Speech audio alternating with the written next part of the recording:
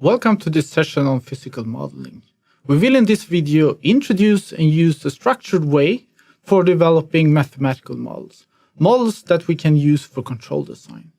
The method is general and can be used for modeling any kind of technical system. Let's start from the beginning. We have a system which we would like to study, control, or understand. The system is a piece of the reality. It can be a vehicle, a part of a vehicle, or in fact, it doesn't have to be an automotive system. It can be a technical system or a non-technical system, like weather or economical system. What we would like to do is to make a simplified description of the reality. In other words, create a model. The model can be used for analysis or understanding of the system. It can also be used for simulation, to study the evolution of the system over time. Prediction, predicting the future behavior of the system, given that the current state and the foreseen inputs to the system. Design of the system itself, or design of a controller for achieving a certain specification. Models can be of different kinds. It can be a drawing or a schematic. It might give you a conceptual understanding of the system. Let's consider this simple tank system, which describes a water tank where we have an inflow, Q0, which can be controlled, and an outflow, Q1, which cannot be controlled directly, but which we would like to monitor or control. We might also have some additional inflow, which is uncontrollable and unpredictable, and we denote that as a disturbance, denoted D in the drawing. Drawing gives you a sense of how the system looks like and works. So it's a model. An alternative to a drawing could be a block diagram or a flow chart. The water tank system could, as a block diagram, look like this. And we could actually see that it gives a conceptual understanding of the system. We have two inputs and one output.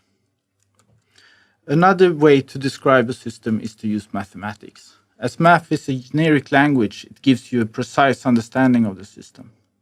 A mathematical description of the tank system can look like this. We are mainly interested in describing our system as mathematical models, but drawings and block diagrams are very useful and important in our course as well. So we will use these representations as well. Our focus in this course is on linear time invariant models of the system, as there are plenty of model-based methods that can be used for these kind of system models. LTI models can be written in several different forms. As differential or difference equations, as transfer functions, or in state space form, which will be our main goal in the modeling method that I will present. From the previous session, we have learned or recap how to transfer between the different models, so we will not go into that in this session. Why are we doing models instead of using the real system? The advantages are math gives a very compact representation of the system, and it's easier and simpler to make modifications of the model compared to the real system. It's just changing a parameter in the model. Other advantages are that it's usually more cost-effective and safer to run a model compared to a real system. A model can be simulated on the border of its limits, while running a real system on the border of its limit might endanger the system or its surrounding. And of course, we might not yet have built a system, so we do not have any other alternative. The disadvantages are that it's usually time-consuming to develop a mathematical model. It takes time to find all the equations and relations that describes the system. Furthermore, it might be difficult to find the correct parameters. And finally, we should always remember that the model is not the real system. The model is a model, and all models are wrong. I will come back to that later on. So, how do we build models? There are mainly three ways of developing a model. From physical relations, like the laws of nature, from empirical knowledge, or from data, collecting input and output data and matching a mathematical structure to fit the data. In this course, we will focus on the first way, physical relations. The first phase, called structuring, is a way to divide the system into subsystems and to get a conceptual understanding of the system. It includes making drawings and block diagrams. It also tries to define how the subsystems relate to each other.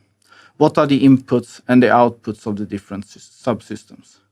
In our water tank example, we only have one subsystem. But if we have two tanks connected together, or even a more complicated system, then the division of the system into subsystems becomes much more important. The next phase is to determine the equation that describes the input and output. We divide the equations into two different categories: conservation laws and constitutive relations. The conservation laws, or balance equations, as they sometimes are called, are equations that describe which properties that are conserved in the system, like energy, mass, volume, etc. These are equations that relate variables of the same kind, same unit. The other type of equations are called constitutive relations, and these equations relate variables of different kind, different units. Examples are Ohm's law, which relates voltage over and current through a resistor. We also have equations like ideal gas law, Hooke's law, etc. So if we go back to our tank system and start with the conservation law, we can ask ourselves, what is it that changes? In our case, it's the volume in the tank, or the water level, that is changing. What is causing this change? In our case, it's the supplied water to the tank, the inflow and the disturbance, and the consumed water, the outflow from the tank. So the change in volume is equal to the supplied minus the consumed. This is, in fact, a volume flow balance equation. And we can rewrite it as an equation in terms of an output, input, and disturbance signal. Now we have our conservation law. How about the constitutive relations?